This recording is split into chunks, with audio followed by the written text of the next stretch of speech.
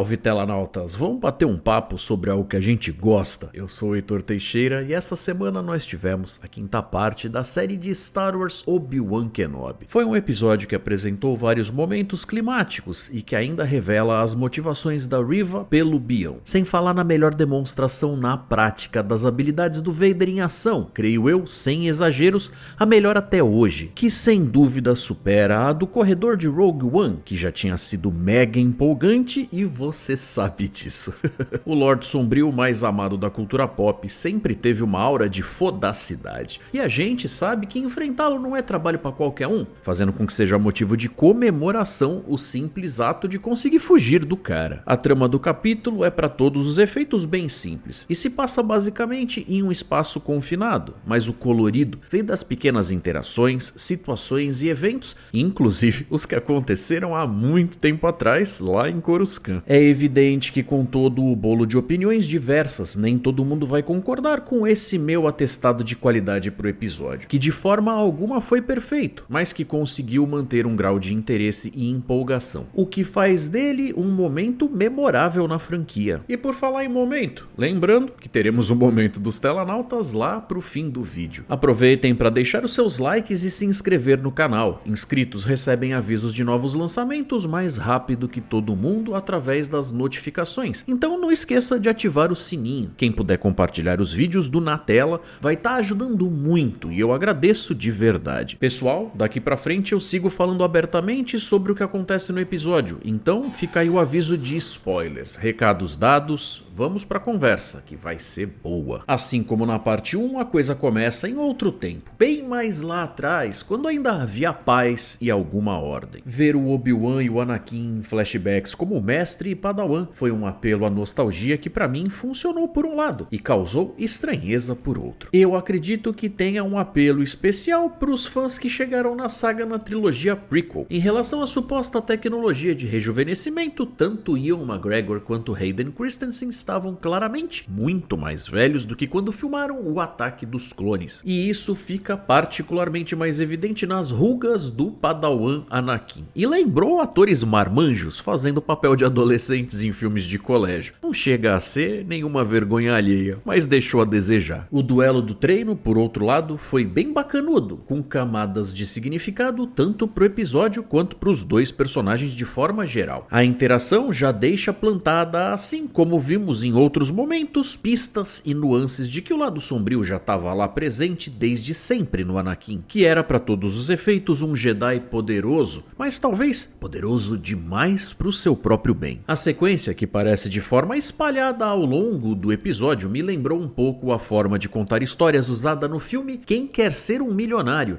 já que se baseia na noção de que momentos passados trouxeram o conhecimento necessário para que o Obi-Wan manjasse o suficiente do modo do seu ex-aprendiz pensar, para que pudesse usar essa informação a seu favor na hora de ajudar aquele povo a escapar. Essa é uma característica clássica de vilões que volta a ser usada aqui pelo roteiro. Personagens muito poderosos, que justamente devido a essa soberba, após inúmeros momentos de reafirmação de superioridade, acabam desenvolvendo um modus operandi previsível devido à constante arrogância. Temos então o diálogo dele com a Reva, que é promovida a Grande Inquisidora, ao trazer boas novas, mas é ordenada a se ajoelhar. Isso reafirma essa empáfia orgulhosa dele ao manter a subalterna no seu lugar, não deixando ela esquecer quem é que manda nessa bagaça. A cena serve para duas coisas: plantar a noção de desconforto por parte dela, indicando que esse não seja um estilo de vida que ela esteja lá muito afim de levar por muito tempo, e ressaltar a imagem de Bam Bam Bam do Darth rancorosinho. Mesmo já tendo vencido o Obi-Wan na prática, tendo derrubado a Ordem Jedi e ajudado a erguer o Império sobre a República Galáctica, o Vader parece colocar a imagem mental do antigo mestre em uma espécie de pedestal, já que constantemente é visto tentando provar a sua excelência, que é um traço psicológico de alguém perturbadinho pelo lado sombrio. Essa situação de um punhado de rebeldes encurralados lutando para conseguir escapar de alguma forma, separados de forças imperiais lá do lado de fora, não é novidade. Mas aqui eles conseguiram apresentar isso de uma forma bastante interessante. E eles até conseguem arrumar o que fazer para pequena Leia, a sua droide de estimação, que tá sob influência externa, acaba sabotando a fiação que que controla a abertura do teto, por onde as naves deveriam escapar, e só ela é capaz de se enfiar naquele espaço apertado para tentar contornar o problema. O Obi-Wan declarando que confiava nela foi um toque interessante na construção da relação dos dois, e um elemento bacana que contribuiu ao ajudar a personagem a se tornar a líder que nós vamos ver no futuro. Já o pai adotivo dela, o senador Organa, manda uma mensagem pro velho general, mesmo eles tendo combinado silêncio de rádio. O cara tá com medo que a falta de novidades signifique que o outro também esteja em perigo, claramente se referindo ao Luke. No papo com o Obi-Wan, a gente descobre mais sobre a personagem da Tala. Desde a primeira aparição dela, a gente ficou sabendo o quanto ela ficou desiludida com o Império e tá se esforçando para corrigir as consequências da sua participação desde então, já que ela admite que involuntariamente ajudou o Império a encontrar uma família de sensitivos à força e foi incapaz de evitar as suas mortes, que incluiu mulheres e crianças. Dá pra sentir a agonia no seu rosto quando ela conta essa história. E ela já ajudou bastante, tendo em vista um número de marcas no coldre, cada uma representando alguém salvo. As investidas contra a porta se intensificam, e o Obi-Wan precisa dar uma enrolada para ganhar tempo, então ele pede uma conversa com a Inquisidora. Curiosa, a Riva acaba aceitando e vai ver o que o velhote quer. E nesse ponto, coisas muito reveladoras acabam vindo à tona, mesmo sendo óbvia a tentativa de atrasar os troopers em ganhar acesso ao interior da base. O Kenobão chega a tentar usar a força para dar aquela acalmada nos ânimos e uma sondada nas emoções da oponente só para tornar a conversa mais produtiva, né? Quem sabe? E não é que funciona de fato? Não chega a ser uma revelação surpreendente, já que era esperado que a Riva fosse um dos jovens no Templo Jedi durante a Ordem 66, inclusive sendo a primeiríssima pessoa a de fato aparecer na série após a recapitulação com cenas dos filmes que levaram até aquele momento específico. Ela aparece vendo o Anakin matar os seus companheiros e tendo que se fingir de morta para que pudesse sobreviver. A cena é mostrada de forma ligeiramente ambígua para poder acomodar outra revelação um pouco depois por parte do próprio Vader, o que ajuda a explicar o porquê da obsessão dela com o Obi-Wan e como ela conhece a tal identidade real do Vader.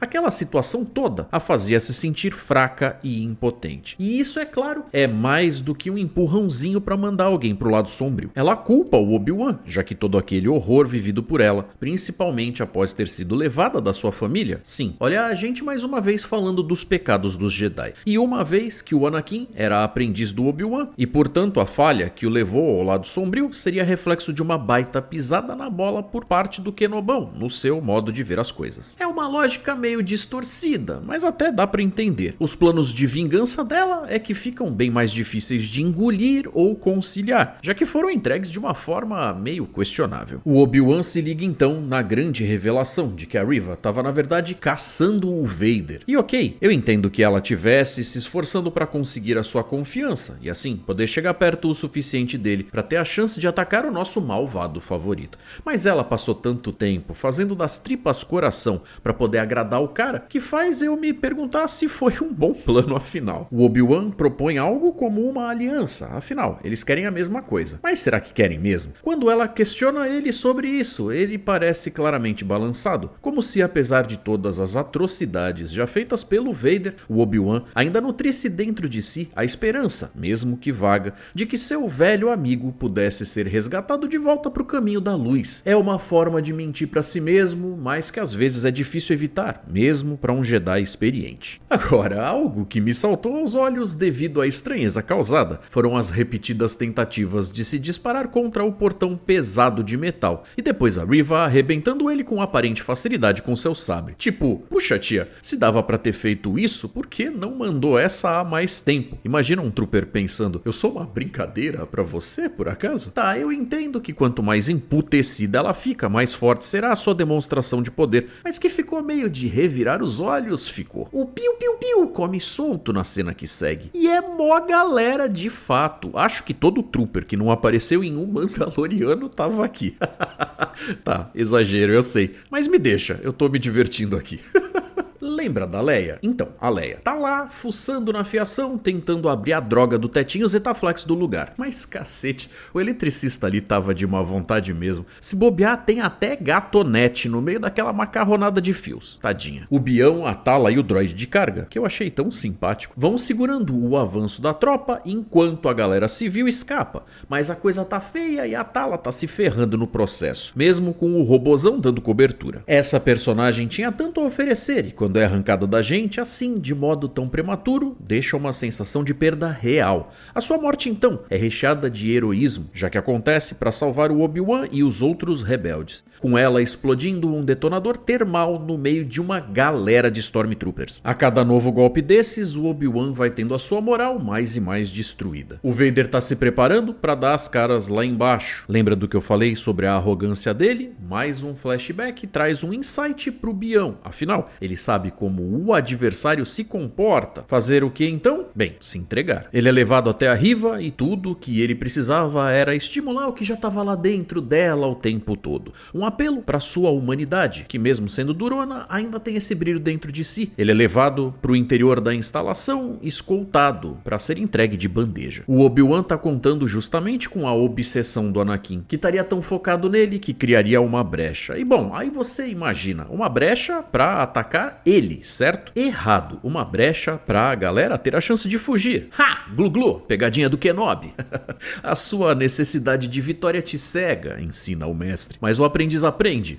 Nem sempre. E lá vem o homem andando duro e decidido, prontinho para reencontrar o camaradinha das termas de Mustafar. Mas olha só, lá dentro, a essa altura, o Obi-Wan já deu um jeito nos guardas e tá zanzando livre, leve e solto. A Leia tá finalmente se encontrando no meio daquela bagunça toda, acha a Lola e consegue tirar o aparelhinho de restrição que tá fazendo ela se comportar evil. Sim, bem melhor. Ela dá um jeito no aparelho e libera a abertura lá do teto. Agora a galera vai poder passar, então cambada, corre pra nave. É com pesar que ele dá a notícia pra amiguinha. A Tala não resistiu. E na confusão, o estrupício do Raja deixa o comunicador com a mensagem do Bail Organa cair no chão. O caminho é cumprido, então até o Vader chegar, dá tempo do povo entrar a bordo. Mas olha aí o pulo do gato. Ao mesmo tempo que nós temos a demonstração mais impressionante de poder do tio Dart enquanto ele segura a nave, impedindo que ela fuja. Lembra que eu falei sobre ele estar focado e isso funcionar como uma distração? Pois é, quando ele derruba a nave e começa a arrancar a carcaça e você imagina que ele vai matar todo mundo, numa sequência que pra mim foi agoniante. O episódio fez um bom trabalho ao retratar o Darth Vader em toda a sua majestade. Essa visão dele destruindo a nave rebelde tem tons de The Force Unleashed e tá no mesmo nível que ele exibe nos quadrinhos, mas a gente descobre que essa nave era só um chamariz mesmo para deixar o bobão ocupado enquanto a galera escapava em outra nave. Faz todo sentido do mundo? Não faz, porque tem um cruzador imperial lá em cima que deveria impedir essa fuga. Foi bacana de ver pelo apelo emocional? Foi, pra caramba. Até porque eu prefiro me divertir do que tá certo. E lá tá o flashback mostrando o Obi-Wan derrotando o Anakin quando tudo parecia perdido. Ou seja, essa foi uma lição que o aprendiz juvenil não absorveu como deveria. No presente então, o Vader acaba ficando lá, com cara de bunda, que você não vê por causa do capacete, mas acredite, é exatamente essa a cara que ele tá fazendo nesse momento, frustrado por ter sido afobadinho. E por falar em afobadinhos, lá tá a Dona Riva achando que tá chegando de mansinho. Ela foi ingênua em acreditar que podia derrotar o Vader pelas costas. Mais uma vez no episódio, nós temos o Lorde Malvadão da Cara Preta mostrando o porquê é tão temido, enfrentando ela desarmado e dando um show de manipulação da força, aproveitando, é claro, para descontar um pouco da raiva nela, com ele chegando até a oferecer o gostinho de um duelo, voluntariamente entregando um sabre para que ela pudesse tentar a sorte. Só que não tem jeito, ele tá num nível muito acima do dela e derrota ela com um toque de humilhação, especialmente já que é dada a revelação de que ele sabia sobre o seu passado e intenção o tempo todo. Sim, coisas do lado sombrio. Isso ele aprendeu bem com o Palpatine. É como minha avó dizia, tudo que não presta a gente aprende mais depressa. Assim, ele enfia nela a lâmina do seu próprio sabre de luz, como é sugerido nos flashbacks que já havia acontecido antes, durante a Ordem 66. Então nesse ponto talvez seja tarde para que ela seja redimida, apesar que ainda tem um último episódio inteiro pela frente. mas o argumento teria que ser muito bom para funcionar, sem falar da explicação de como ela terá sobrevivido à estocada que toma do tio Vader com o seu próprio sabre. E para surpresa de ninguém, o Grande Inquisidor ainda tá vivo. Ora bolas, ele aparece em Rebels Inferno. Tenho certeza de que você também quer saber como ele sobreviveu ao ferimento que tomou no segundo episódio, mas a frase "a vingança faz maravilhas pelo desejo de viver" nos dá todas as respostas de que precisamos, ou que provavelmente serão dadas de qualquer forma. E afinal, nós já vimos o Darth Maul sobreviver a coisa bem pior, né não? A nave escapa, mas nem todas as notícias do Broken são boas. O Hyperdrive tá inoperante e o Império tá vindo logo ali atrás. Chato, não? Com a Riva lá jogada no chão, o Obi-Wan sente que tem algo errado, e ela encontra o comunicador com uma mensagem que denuncia que ainda tem algo de valor em Tatooine. Pois é, o Kenobão tá desconcertado. Ele sabe que deixou o Luke pra trás. Surpreendentemente, o final parece ter dois conflitos diferentes para terminar na próxima semana. Provavelmente teremos mais um confronto entre o Obi-Wan e o Darth Vader. O episódio termina com a Riva descobrindo a presença do outro Skywalker no meio da areia. Ela só conseguiu entender uma parte da mensagem, mas parece conseguir juntar 2 mais 2 e inferir que qualquer criança que o Obi-Wan esteja guardando deva estar relacionada com o Anakin. Esse foi o episódio dessa semana, com mais ritmo e cenas de peso do que a média da série até agora. Eu curti bastante e fico ansioso pelo desfecho na semana que vem. E vocês, o que estão achando? Muito bem, agora, no momento dos Estelarautas, eu vou ler o comentário do Marcelo Neurihag, nosso ilustre membro do canal, que escreveu: "Se tiver uma segunda temporada, jogo todas as minhas fichas que o Yoda apareceria. E mais, talvez até poderia rolar daí a ideia para uma série com o baixinho verde e orelhudo e até para a origem de Baby Yoda, que eu acho ser nada mais, nada menos que um clone do mestre, que aparece em The Mandalorian. Ideias. Marcelão, meu caro, eu não acho que você esteja muito longe da verdade não, e para ser franco, eu nem estranharia uma participação do pequeno mestre saltitante no episódio final dessa temporada. Não cobro isso da série, mas não descarto. Star Wars é um universo tão vasto, mas como nomes conhecidos são comercialmente muito mais viáveis, a gente tem esse eterno retorno a uma parte bem resumida,